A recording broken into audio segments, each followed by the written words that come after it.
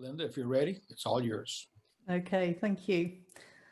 Well, I will start off by telling you who I am and why I set up the LDN Research Trust. I've got multiple sclerosis, and I will go back briefly to explain I had not been, I'd been quite a sickly child. I was born deaf and I had an operation on my ears when I was 7. I lived on antibiotics until I was 21 when I had my tonsils removed. I have had so many gynecological problems with endometriosis, etc., etc. And I've had so many operations, I couldn't even tell you how many I've had. So that isn't good for one's body anyway. But when I was 13, I had glandular fever, which in America you call Epstein-Barr virus. I was very sick. I had a year off school. My doctor thought that I was dying at the time, and I felt so ill at that time. I can remember thinking, I don't really care, just get on with it. But after, when I recovered, I had what they would call today chronic fatigue syndrome. I can remember I couldn't even walk to the car. I was just completely fatigued. I had strange things that kept coming and going. I didn't go to the doctors every time something went wrong. I doubt whether he would have known at that point that I'd got MS.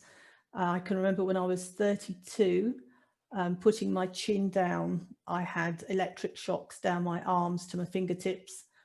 I did go to the doctors with that, and he said that it was a trapped nerve in my neck. Then the right hand bottom part of my leg went numb, and I did go and see him for that, and he said it was a slip disc.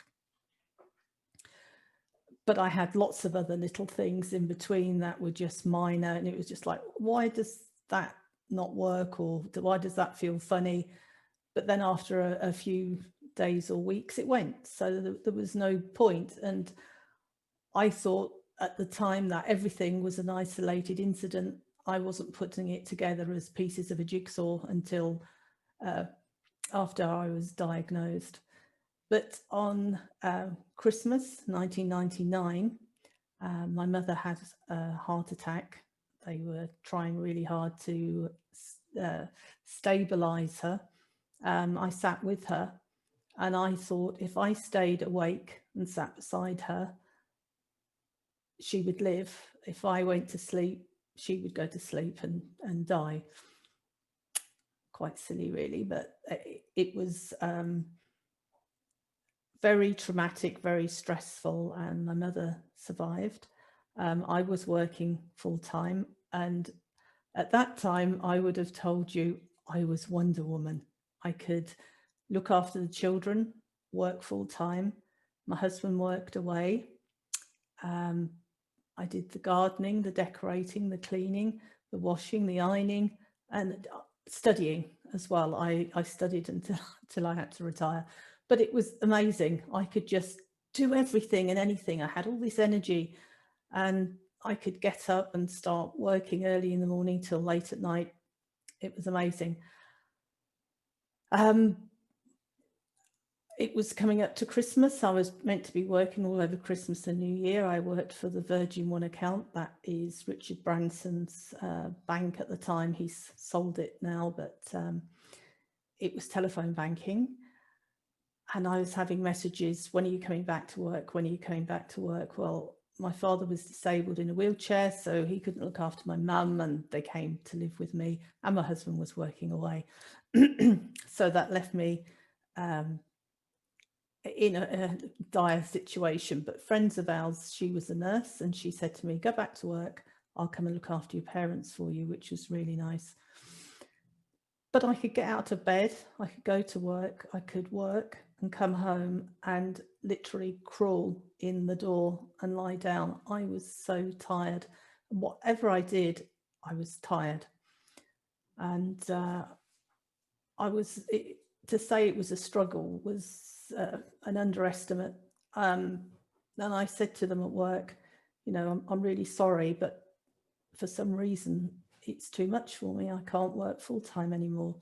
So they said, okay, that's fine. You can work 4 days instead of 5. Well, that made absolutely no difference whatsoever. So I decided I'd got to break this cycle. I got flu, I got gastroenteritis, I had optic neuritis, and just about everything was going wrong with me. And I said to my husband, can we go away at Easter? And if I can have a break and just rest and come back, I won't be ill anymore. It sounds really good. It made sense to me at the time. He couldn't come, he was working. So I went with my youngest daughter and we went to Portugal. It was meant to be warm and sunny, and it was cold, wet and windy. And the apartment we had, they drained the heating, so there was no way you could get warm, and once your clothes are wet, you couldn't get them dry. Pardon me. Let's have a drink.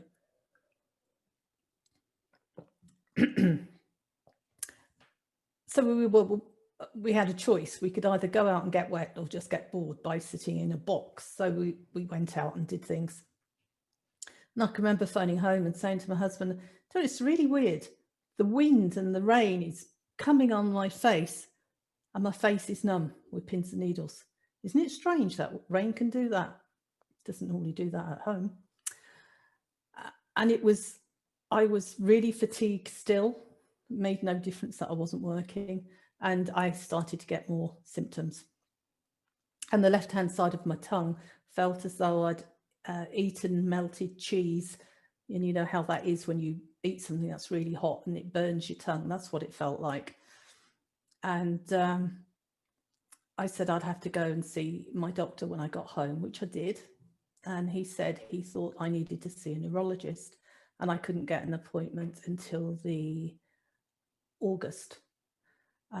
By which time the left-hand side of my body completely, you could draw a line all the way down, was numb with pins and needles. I had double vision. I had no hearing in my left ear. I had restless legs, twitching muscles, burning limbs. Cognitively, it was as though English was my second language. I found it very difficult to recall anything.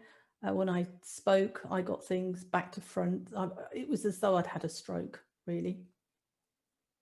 Started to slur my words, so I was trying to talk very slowly and very clearly so people could understand me. Started choking on my food. I remember my husband hitting me on the back to try and help me, but that didn't make any difference. But it made him feel better, but it didn't do a lot for me. I lost my bowel and bladder control. I had vertigo. The strength in my left leg used to go like turning off an electric light switch. And I was a mess, basically. I did go on Rebif for about 8 months. That nearly killed me. It put my liver function test into the red, and I was told to come back in 3 months' time and have the test taken again, and it was further in the red, by which time I was seeing a gastroenterologist, I was seeing a gynecologist, I had even further problems, a urologist, you name it. I was at the hospital, if not I was asleep in bed, and I only was awake for about 4 hours of the day. I used to fall asleep in the hospital waiting rooms. I had an electric scooter and I just used to flop over it and sleep. But I remember the gastroenterologist saying to me, why are you taking Rebif? It's killing your liver. It's doing irreversible damage. I'm going to speak to your neurologist. And I thought, well, that's fine. You can talk to him, and in the in-between time, I'm not going to take it anymore. I've decided I'm stopping. So I stopped that. The only other medication I had for MS was, I can't remember the name of it. It was a medication to help you with your bladder, so you didn't need to go as often. It didn't really make any difference, and it used to make my mouth very dry. Painkillers. I did have painkillers. I had a lot of pain. When asked if I had pain, I mentioned the pains that were in my head that used to move around. It was like the size of a wine glass, but it could be all in different places of my head. And I think people thought that was a bit strange that I wasn't saying a pain was in the same part, like saying I got a broken ankle and it's there in my ankle. It was pain that moved. With the painkillers, I had to decide whether to take them or not. The painkillers caused such bad nausea. It was like feeling travel sick, being pregnant, and whatever else makes you feel sick at the same time. So I had to keep my head still because I used to think I was going to vomit if I moved my head. And it didn't cure the pain. It took the edge off the pain and made it bearable. So I had to decide, is the pain bad enough to take a tablet and then feel so nauseous, or can I cope with the pain? Neither option really was very good. And I had been told when they were trying to diagnose me, I mean, I had evoked potential tests, I had lumbar puncture, MRI, 28 different blood tests. I was told I may have had a stroke, a tropical disease. I hadn't been anywhere, so that was unlikely. MS or a brain tumour. And I really wanted another option because I didn't like the sound of any of those. So I was diagnosed relapsing and remitting MS. And then in October 2003, my neurologist gave me further tests. And I can remember having to do the walk that drunk people do, where you put one foot in front of the other and you've got to keep your balance. Well, I couldn't do it. I was really so angry with myself, thinking, you know, I'm not drunk. Why can't I do it? Yeah, it was terrible. And touching your finger, your nose, and then touching the neurologist's finger, I couldn't do that either. I didn't know where my nose was. But he helped me back into the chair, and he put his hand across the desk and shook hands with me and said, I'm really sorry to tell you, you're secondary progressive now. And as he was saying that, he got up and opened the door and said, there's nothing more we can do for you. And that was it. And growing up, I had very high regard for doctors and the medical profession. And I thought they were there to help and treat you, not to tell you that there was nothing more that could be done. I felt as though he may as well have said, go home and die quietly, don't make a fuss, you're an embarrassment, because there was nothing. You know, they don't, or didn't back then, talk about diet or supplements or any other therapies that you could do. I was given a wheelchair way before then, and nobody had said that I'd still got to do exercises or anything for my legs. I was just given a wheelchair, just sit in, and that was it. Quite amazing. And one day my husband was away, and the next door neighbour, he was keeping his eye on me. I didn't move in between appointments other than to go to the toilets. And I'd run out of these painkillers and I was in a lot of pain, and I called my doctor. They don't do this these days either, but he came out to see me and he bought some bottle of painkillers, and he went and fetched me a glass of water and handed me 2 tablets or whatever. And I took these tablets, and I said to him, so how long do you think it will be before I'll start to feel better? And he said, I think if you were going to, you would have done by now. And he left. And I thought it was very difficult. I'm a workaholic and I like achieving things. And I was in bed, unable to achieve anything. Even my bladder control, I couldn't achieve looking after that either. And the days were going past like one of those calendars. where it was like the first of the month, the second of the month, and what had I done? Absolutely nothing. My parents were very upset. They were saying, you know, you're still young. I was early 40s. You know, if we could take it from you, we would willingly. Friends had stopped coming. It was very difficult to come and see us. I was in bed, and if they came to talk to me, I would either fall asleep while they were talking to me because it was so tiring just listening to people, or I'd be trying to put a sentence together, and that was tiring too, and I'd still fall asleep. And for my family, I was ruining their lives. Everything was on hold because everything had to revolve around me. So I thought, you know, if I took all the tablets, that would be my gift to them, that they could get on with their life.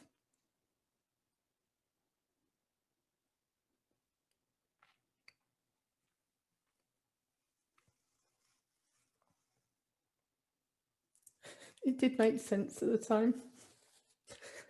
So I had to decide who was going to find me, and it was going to be my 15-year-old daughter. And I couldn't do that to her. So the only thing I could do was to prove everybody wrong and show them that there was something you could do.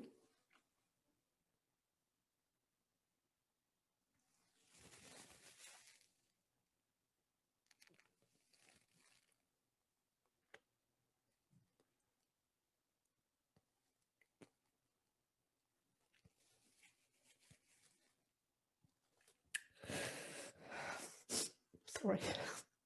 It's just that I couldn't remember what it felt like.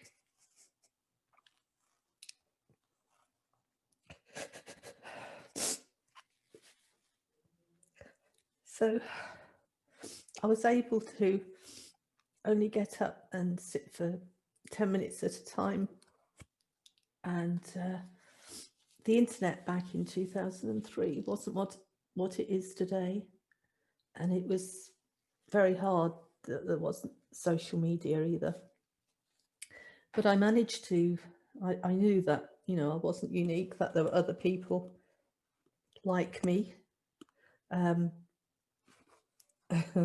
get my glasses back on now. And what were they doing? What were they taking?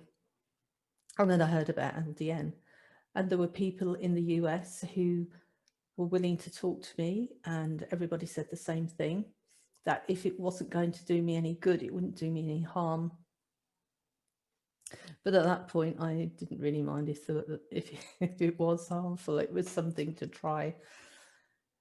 So I found a Dr. Bob Lawrence in Wales, and he prescribed LDN, and he gave me, or he posted me, a wad of papers, all information for me to take to my doctor. And I took the information to my doctor. My previous doctor had retired, and I had a young lady doctor who looked similar age to my eldest daughter, but obviously she was older, but she looked very young. And she read the information, flipped through it and said she wanted to read it and to come back in 2 weeks, and she would ask the partners of the practice if they would allow her to prescribe. I went back and she said they all voted not to allow her to prescribe LDN, but she'd read the information and she said if it was her, she would like to try it. So if I could get someone to prescribe it for me, she would monitor me. So that felt really reassuring, you know, that I wasn't on this journey on my own, that I did have somebody to look after me. And at that point of taking LDN, apart from all the other horrendous things that I've said, living in my head was like living in a television set that wasn't tuned in. Oh, something on my glasses now. And I couldn't see properly, I couldn't hear properly, I couldn't think properly, I couldn't process anything. To say I didn't feel like me was absolutely correct. So took LDN, and in those days, the protocol for starting was 3 milligrams for a month and then 4.5. So I took the 3 milligrams and I was told I might get worsening of pre-existing symptoms, headaches, sleep disturbance, vivid dreams, upset stomach. I had nothing. I wanted every side effect you could possibly get because I wanted to know that it was doing something for me, because I didn't have a plan B. This was the plan. And I was disappointed. I thought that it was just not going to do anything at all. And then after 3 weeks, it was as though that television set started to be tuned in. I could start to hear properly, see properly, process things. I mean, it was slow, don't get me wrong. It wasn't an overnight miracle. It took a while. I mean, it took 18 months to get to a really good place. So in the following February, so this is 2004, what did I want to do? I had to make a decision. Did I want to tell those people that were in that deep, dark place that I was in, that there was something out there they could try? Not that it works for everybody and it's not a miracle drug, it's not a cure, but it's something you can try that isn't toxic either, and it's inexpensive. Or did I just want to get on with my life and say, I'm okay now? And it was a no-brainer. I wanted to tell everybody about LDM. So it took until the end of September to become a registered charity. All the forms were filled in February, and we had to go through every department to make sure we were compliant in everything, and all the rules and regulations for the charity were set out, and they had to make sure that we knew what we were doing. The aim of the charity was to get LDN into clinical trials, and the first trial the Charity Commission stipulated had to be multiple sclerosis. And I tried really hard all of 2004 to find a way of raising money for trials and getting neurologists and prescribers on board. But since there were only like 400 of us in the UK who were taking LDN at that time, and like 2 doctors, that was never going to happen. I'd spoken to MS charities. Nobody was really interested. So it was a case of, okay, this isn't going to work. So how can I achieve the end goal? What can I do to get there? So it was a case of rethinking and saying, okay, we've got to get prescribers on board. We've got to get pharmacists on board. We've got to educate patients, get the patients to take the information to their doctors. So that's what we've been doing, and quite successfully, but it has taken 16 years. And a couple of weeks ago now, I had an email from Jared Younger from Alabama, and he said that he had the plans of a pilot study for LDN for MS. So that's really interesting.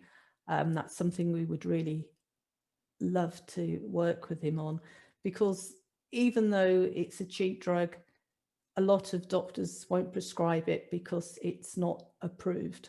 So if we can do something, it's going to help make it easier to get these doctors to prescribe it. So we have, just share my screen with you. This is our new website, and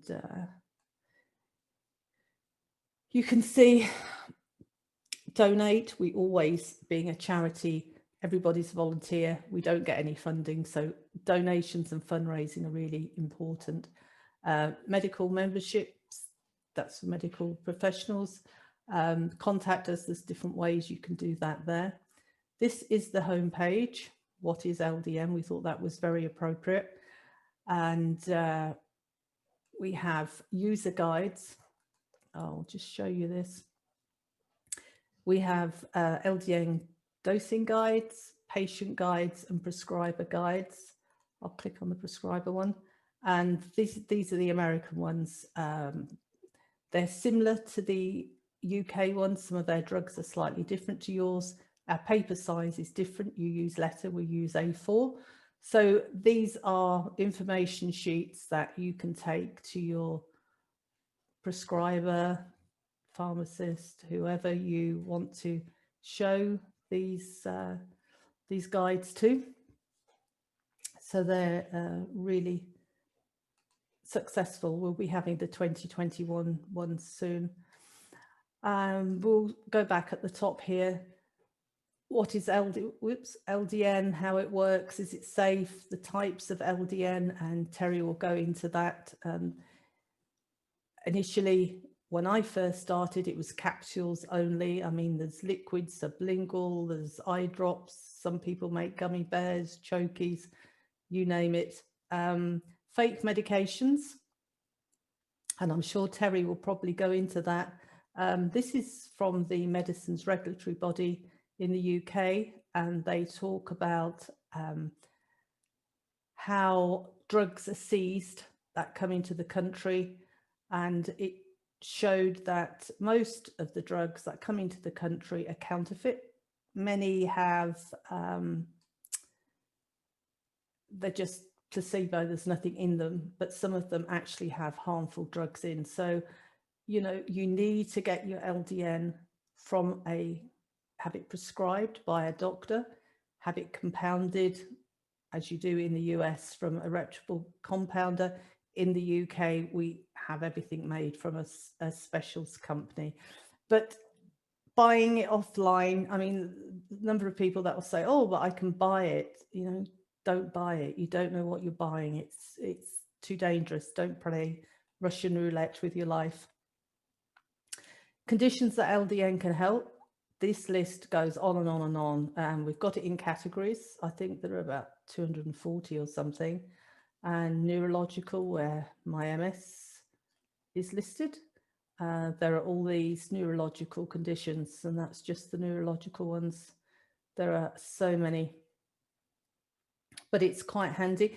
And if anybody finds they're dispensing it for a condition, treating it for a condition, or a patient has got a condition that's not on that list, please let us know. We like to keep it updated. It's our guides again, the LDN books, and this is interesting for anybody who's doing their own research into LDN. Years ago, there were hardly any papers other than from Dr. Ian Sagon and his team, Penn State, but they do tests in the laboratory. So most of these now are on people, and they are small studies and trials, but more and more doctors are doing it. So, you know, yay, we're getting there slowly, slowly. And let's have a look, multiple sclerosis, and you will see this list, by the way, is updated at the beginning of every month. And there are several every month now, which is amazing. All these are MS trials and studies that have been done. And as you can see, the list goes on, and there are actually 2 pages. So that is pretty amazing. Compounded medications, that's of interest to you in the US. LDN articles, we have an LDN blog. We have a LDN nutrition and lifestyle section with Jill Brooke, who's a nutritionist and researcher. And Jill has done lots of work, and people can write in their questions. She's got a blog, she's got research, she's got Q&As which are sent by patients, and recipes. I mean, LDN is brilliant. It's really, really good. Is it the magic bullet that is the answer to everything? And you can be a couch potato and live on fast food, and LDN is going to give you, you know, your life back. That's not going to happen. You know, you're going to have to work at it. You're going to have to eat healthily, avoid the foods that don't agree with you, and supplementation. I mean, most people with chronic illnesses have high levels of inflammation. LDN helps reduce that inflammation, but you need things like vitamin D and your omega-3s and all sorts of things to gain good health. We have a list of pharmacists, prescribers, vets, those that do telephone consultations, and we have our LDN marketplace where people have their own pages. We also have 6 documentaries that you can listen to. They're all on our website for you to download. Opioids and pain management, I mean, that's amazing. We made this to help fight the opioid epidemic, where patients are hooked on opioids by using microdosing of LDN, just 0.001 upwards, alongside of the opioids that people have been taking, say, for 20 years. And with opioids, you have to keep increasing the dose. And these people were still in chronic pain. Dr. Samuel Devdatta got me to meet some of his patients that he'd actually got off LDN. He said, come and meet some of my patients. Well, I think he told many of them. And I opened this door to go into this room, and there were like 20 or so people in there. And I can remember thinking, oh boy, we're going to be here for days listening to all of them tell their story. And these people were drug addicts, but they were drug addicts on prescription medications. It wasn't their fault that they were hooked on these medications.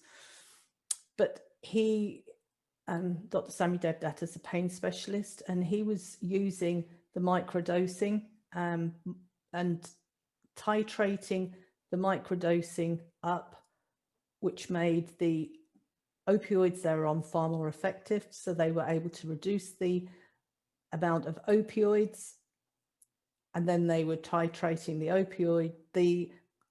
LDN up whilst titrating the opioids down. And these people were all telling me how they got off of the opioids onto LDN, and they didn't go through withdrawal. I mean, it was amazing, these stories. They were absolutely phenomenal. We have local to us, LDN in Scotland and in Ireland. We also have the Game Changer, which is LDN and cancer. And that is remarkable for what LDN is doing for cancer. We were hoping that the paper that Professor Angus Dalgleish, one of the top oncologists in the UK from St George's in London, with one of his team, Dr. Wei Liu, they found that with cancer in laboratory setting, the cancer cells, when you had a cancer in remission and you used pulse dosing, it caused cell death. And the results were so staggering that they knew they wouldn't be able to get the paper published. People would think that it was a fluke. So they replicated the test, started again, and they got the same results, and they still thought they'd got to back it up, and they did it a 3rd time, and they got the paper published. And if you click the link and watch the video, the link to the paper is underneath. We have a Lyme disease documentary called Bullseye, and we have the LDN story, which we're going to update because that story is rather old now. That must have been made in like 2014, so it must be 5 or 6 years old, and we have far more information now. We have newsletters, social media channels. We have 2 Facebook groups. We have a Facebook group for patients, and some medical professionals are in there as well. And we have nearly, I think, 38,000 members there. We also have, it's a closed group, so anything that anybody writes isn't on their news feeds, it stays in the group. And we have a private, secret, hidden medical professionals only group, and a form has to be filled in first for verification purposes to make sure that everyone we let in is a medical professional, and then you can talk privately, discuss patients, obviously anonymously, help and support if you come across something that you need some help with. All our videos, radio shows are turned into interviews, past conferences, etc. on there. We have Vimeo channel, YouTube channel. We have lots of radio show channels. Not all of them are on there, but we have interviewed about 12,000 people now, I think. So that's quite amazing. And we also have past conferences. As of January, the 2019 conferences will be on there for free. And you can see, takes a minute to come up. This is Stephen Dixon talking about the history and the pharmacology of LDN, and PowerPoints, Dr. Jill Cattell, PowerPoints, talking about MS with the PowerPoints. They're all there, and I think there are about 38 of them.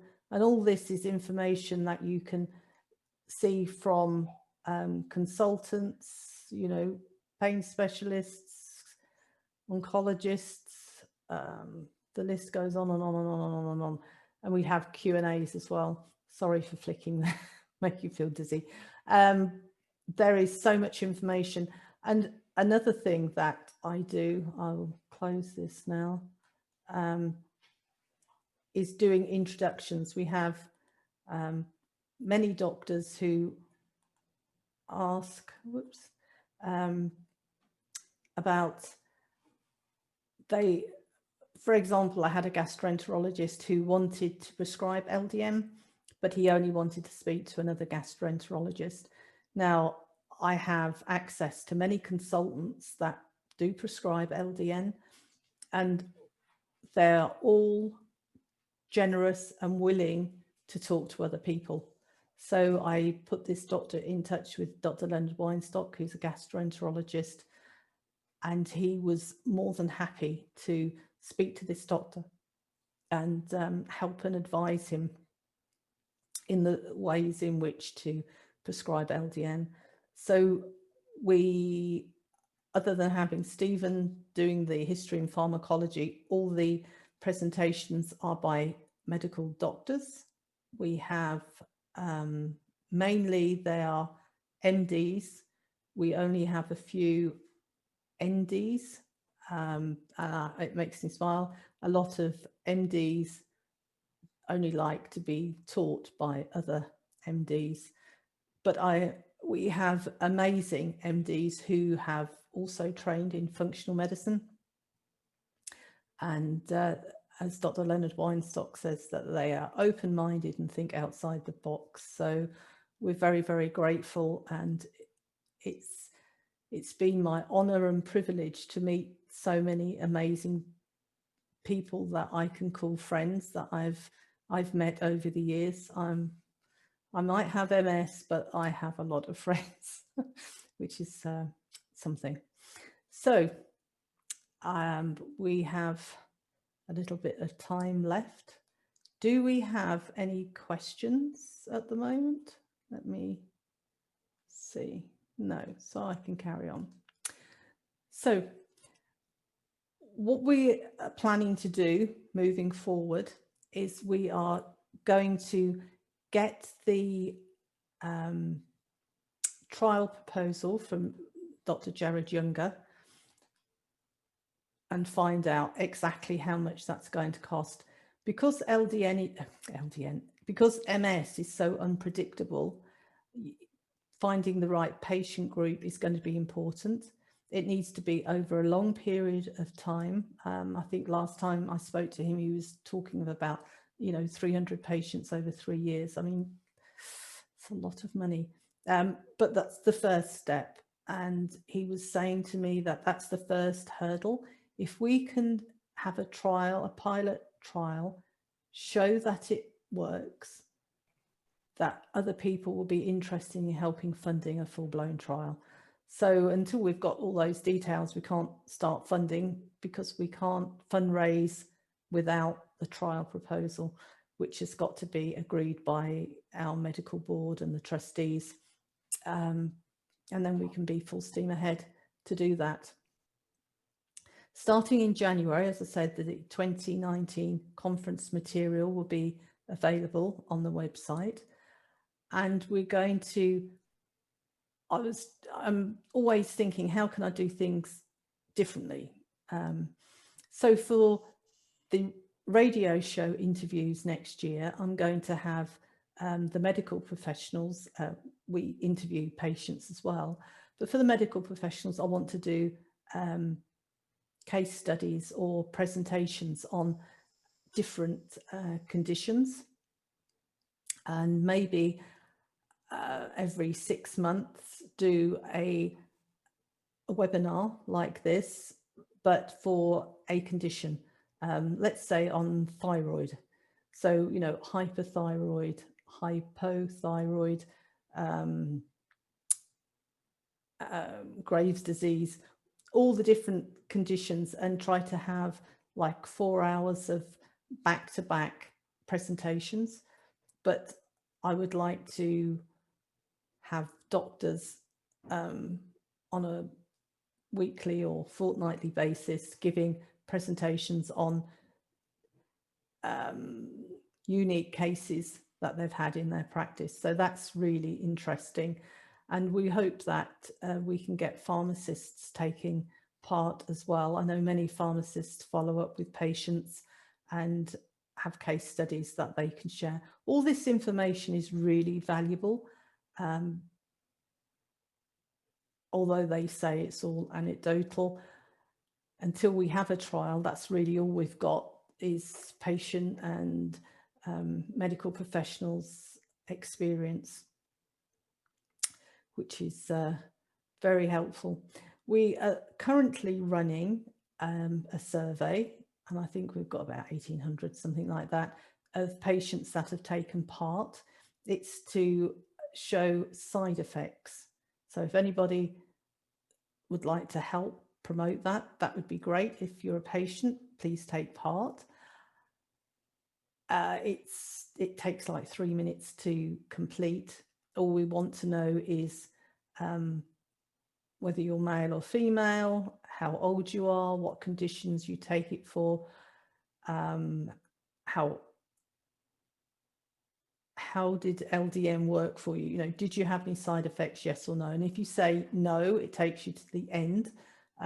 There is a box that says, do you want to have your form emailed to you? We don't ask for any personal details like emails, names, addresses, or anything, unless you want a copy, and then at which point you put the email in and the form is sent to you.